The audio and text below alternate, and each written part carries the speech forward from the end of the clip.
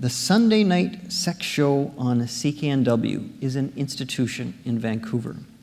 It is a fascinating call-in show where you can learn some surprising things about humanity. I learned I was interviewed actually on Sunday, and I made the mistake of calling my mom and said, "Mom, I'm going to be on the radio." And she learned a lot more than she wished she had. Our next guest is a clinician, a counselor, a successful business person who spends most of her time focused on the experiences and challenges of others. Tonight, she is going to do something quite different. She's going to talk about herself and some of the surprising things she has learned. Please welcome Maureen McGrath. A few years ago, several years back, when I was invited to be a health contributor on the Christy Clark Show, the producer said to me, "Can you speak for 18 minutes? I said, "You obviously don't know me. Must I stop speaking after 18 minutes? So tonight, 7 minutes will be a challenge for me, but I take every opportunity to speak on a subject about which I am wildly passionate, and you'll see.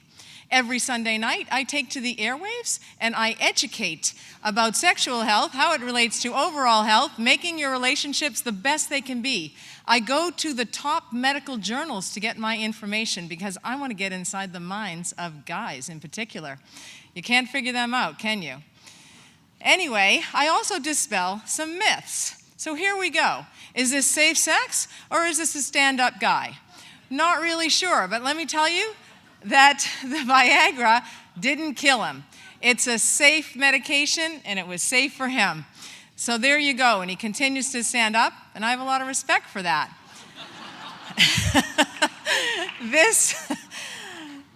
This gentleman was safe when he was given the medication, but you know what? In the world, sometimes women are not that safe. I would like to personally acknowledge that men have been abused by women, and also in the context of same-sex relationships, violence and abuse occurs. Hopefully this won't be a downer. But that said, violence against women, and most of it is perpetrated by men in the world, and I'm sorry to say. And tonight, I'd like to share my story about this with you. A couple of years ago, I went to a Christmas party, and the party was fine. I didn't really want to go, but I left, and I left with a few people, and within minutes of my departure of leaving that building, I was cornered and attacked by a man who was twice my size. I managed somehow to escape. The people that I was with walked away. They walked across the street. I was not injured physically, fortunately. I escaped into a coffee shop. I was panicked. They tell you to scream if you're going to be attacked, but some people's brains freeze, and I learned that my brain freezes, surprisingly enough. The person came in, and who had attacked me, and he came in and he started to cry, and then he hugged me. So the people who were with me came back over from across the street where they watched this happen. They said to me they thought they were going to have to call 911. I said, "Why didn't you?" What I haven't told you here is that my attacker was my boss, and the people who walked across the street, men in their 30s and 40s, walked away. They were not a stand-up guy. The reason I didn't want to go to the party was because for the previous several weeks, I was the target of workplace bullying and sexual harassment. Now, sexual harassment makes people very uncomfortable, and I'll give you a few examples. For example, the bully had asked me, or he told me that New Orleans had run out of hotel rooms. I was born at night, but not last night. And that I would have to stay in his hotel room. Of course, I said, "Well, I must have gotten the last hotel room. I'm at the Lafayette. I'll see you at the conference." But the sexual harassment persisted and continued in terms of hugs, which were really slimy. He hugged all the women in the office, and it made us uncomfortable. He also acted like a jealous boyfriend. It was really confusing that he would start screaming if you talked to another colleague, a male colleague in the office. He gave gifts of jewelry, and he also gave this pen, which I'm not sure if you can see, but it's sparkly. And I think it was the beginning of my standing up. He said to me, "I'm giving you this pen because it sparkles, just like you."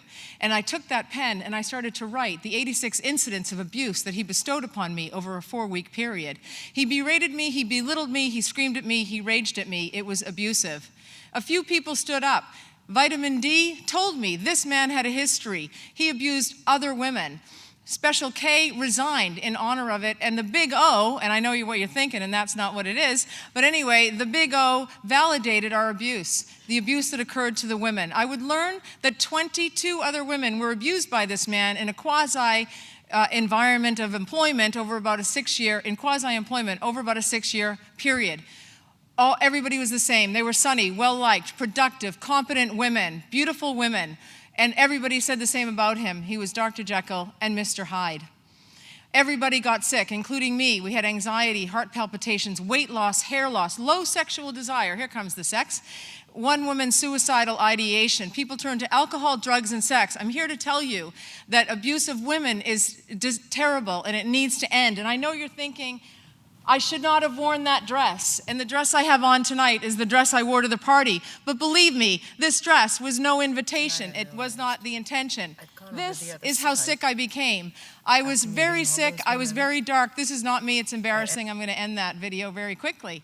I started to get my sparkle back. But our lives begin to end the day we become silent about things that matter. And violence against women matters. And all women matter. And we need to stop it. And little did Martin Luther King know in the 60s when he uttered those words about discrimination, about black men in the Deep South, that those words would resonate with a white woman concerned with the very same issue in the far north, some 50 years later. Even though I started to stand up and get my sparkle back. I had lost it because bullies want to take out your light for their darkness. So although I filed a complaint with the Human Rights Tribunal, got a lawyer, and complained to Works APC, I would learn after I left, he would abuse 3 more women. I've started speaking out in many ways. I did this video with David Berner, this work. You can see it on episode 63. I'm also involved with Be More Than a Bystander program. It's a phenomenal initiative to end violence and give you a practical tool. Just say, hey, just stand up. I talk on the radio about this. I've started a foundation. I provide funding for people who are looking to make the workplace safe for women. I treat patients about it. You're probably wondering how the company is doing that I quit and resigned for when on the very last night where he abused me and I couldn't take it anymore. Well, I got this tweet. Just invested in 6 figures into the company that discovered the blah, blah, blah. Well, it was about 6 figures that it cost to pay the legal bills and to pay my settlement. But I've been silenced. I can't tell you who the company is or what they do or anything like that. But I can continue to speak, and I have. And I work with phenomenal people doing that. So is that karma or is that consequence for that bully? It looks as though he focused more on targeting women than targeting customers. I heard a couple of weeks ago that there are no sales and there is no company. So my message to you is, please stand up. Please stand up for people. If you witness abuse, it's so helpful when they heal and they get sick that you have, in fact, stood up. If you're bullied, please carry on. You can get better. You can stand up to them. That's when they will back down. So here we go. Let's stand up and carry on. Humor me.